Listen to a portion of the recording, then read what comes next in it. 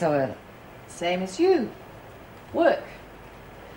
I tried to contact you last night to let you know I've decided not to resign, and as from now, I'm officially on duty. Well, how does your doctor feel about that? Oh, he approves 100%. Thinks it's a much better idea than sitting round at home worrying about Paul. You'll still need treatment, though, won't you? Physio, that sort of thing. Of course, but we can work that out.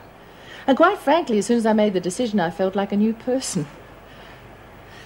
Things have been pretty rough around here lately, haven't they? We managed. Remarkably well, too. Well, let's get started, shall we? I imagine you'll be quite happy to hand over the more pressing problems. Well, you might like to start with these. The department will want to speak to the governor. Like $1 for every time I've washed the same lousy sheets in this dump. Yeah, you'd be washing them a damn sight often if you were married to some poor jerk on the basic wage with 5 kids to support on the smell of an oily rag.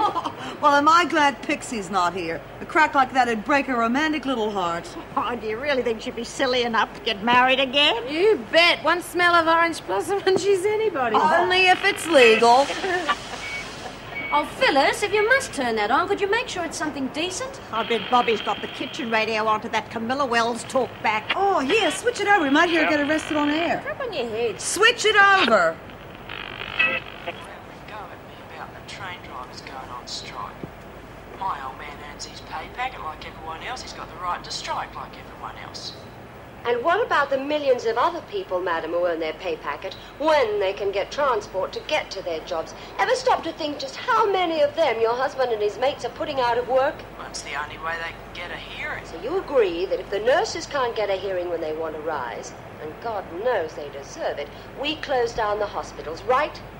And that appendix of yours is just about to burst does just that, and you are for the long, long ride in the big black car. That's different. It's their duty to save lives. No, madam. I've just about had you and your sort. There are a lot of callers waiting on my line who've got something constructive to say, so just do me a favor. Get off the line. Well, and I won't be listening to you again, that's for sure. Good.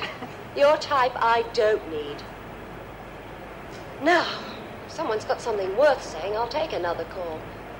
But first, here's a news flash about yours truly. Just outside my studio are some boys in blue waiting to haul me off to jail for not paying those parking fines.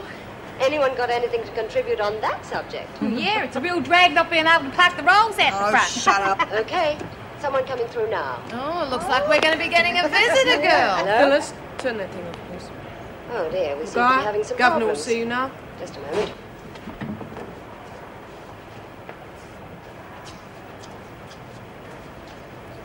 I wonder if she'll spill the beans.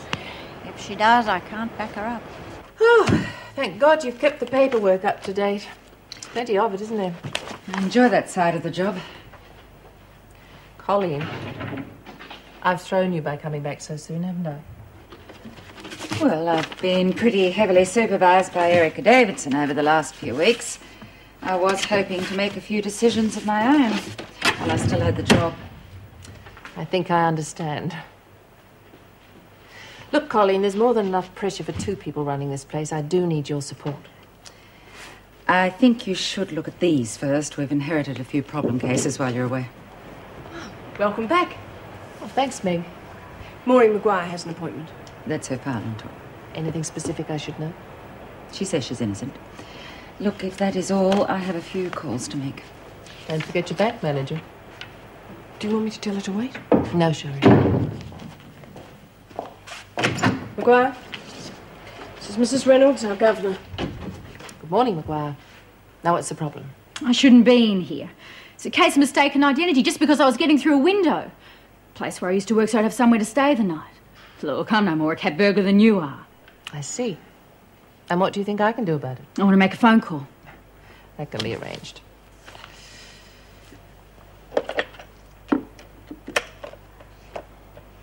Send an officer into me, would you please? Thank you. Was that all? Minnie Donovan knows this lawyer and she says he'll fix things for me. She gave me the number. I hope she's right. Well, if you are innocent, I'm sure everything will be sorted out. Of course I'm bloody innocent. Do I look like a cat? That'll do, Maguire. Welcome back, Mrs. Reynolds. Thank you. Mr. Dobson, isn't it? That's right. Maguire would like to make a telephone call. Could you arrange it for her, please? Certainly, Governor.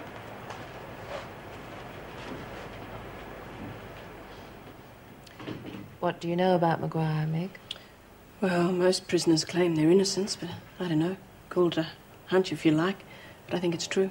Well, if Minnie Donovan's decided to help her, she's got a powerful friend on side. Meg, this is just between us, but is Colleen upset that I've come back so soon? None of us want you to overdo it straight after you're off. That's not what I asked you, Meg. Oh, she's having a bit of a bad time with that hit-and-run business and Patrick being retrenched. What? Yes, it's made things a bit tight financially. Well, I suppose things will sort themselves out. Colleen's a sensible person. Yes, of course.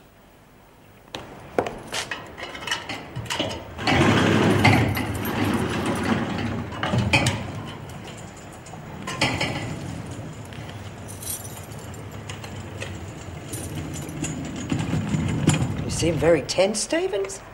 Something troubling you? Look, someone did turn those lights out in the library when Johns tried to murder me. It's not a lot of comfort. Oh, well, you know how things are around this place. Yeah, sure. Anyway, Mrs. Reynolds is back, and she's been very helpful in getting me reinstated. It's definite. It will be, and there'll be no one around to put a spoke in the wheel. No one who counts, that is. Will there? Joan, you coming to the staff meeting? Yeah, just on my way.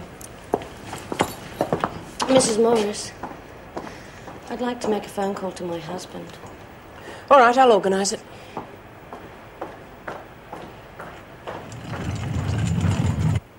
I want to say, first of all, that it's good to be back. And that I'm very grateful to Colleen for the fine job she did while I was away. And naturally, having been back for 5 minutes, the department's dropped a king-sized problem in my lap. We are about to receive a celebrity. Camilla Wells is to be our guest for 2 weeks. And how are we to treat her, Governor? Same way we treat everyone else, presumably. And not quite. She'll mix with the other women during normal recreation periods, but she won't be put on the work roster. In fact, we're going to make her stay here as informal and relaxed as possible. Oh, that'll have a terrific effect on the other women. Yes, well, Mrs. Davidson and the department have pointed out that Miss Wells has her own newspaper column and her own radio program. She has the opportunity to be very vocal about Wentworth when she gets out of here. Yes, well, it's only a minor offence. Seems common sense to treat her accordingly. There shouldn't be 2 sets of rules. It was her choice to ignore her fines and come to prison.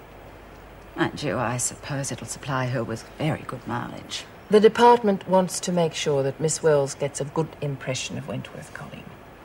In short, she's to be treated as VIP. And frankly, I think the less contact she has with the other women, the better for all of us. Well, personally, I'm against the idea. But then it's your decision. It's the department's decision. And as governor, I intend to carry out their instructions.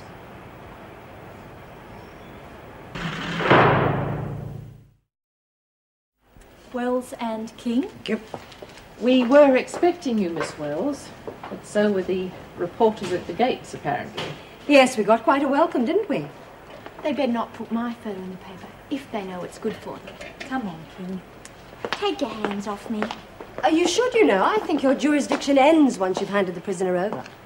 We'll take it from here, thank you, Constable. You're welcome, Governor. Stand on the line, King.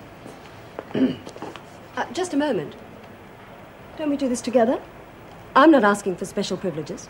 The induction's being made in alphabetical order, Miss Wells. Your turn will come. Your name is Meryl Shirley King, and you have been charged with possession of marijuana, correct? Big deal. Just answer yes or no, King. And you've been sentenced to 1 week's imprisonment at Wentworth Detention Centre, correct? And I was given 2 weeks for refusing to pay parking fines. An amusing imbalance of justice. Perhaps we could discuss that later. Good. Yes, I have a few comments to make on the mode of transport to this place, too. I'll see Miss Wells in my office after her induction, Miss Ferguson. Now, King, stand up straight, please. What do you mean your name isn't Macon? Minnie said she was going to send me her lawyer. Yes, I know, but unfortunately... But nothing. Macon knows who the real cat burglar is. Do you? Well, No, of course not. So how in the hell are you going to help me? Miss Maguire, I'm going to do everything possible to try and clear you, but I need to know the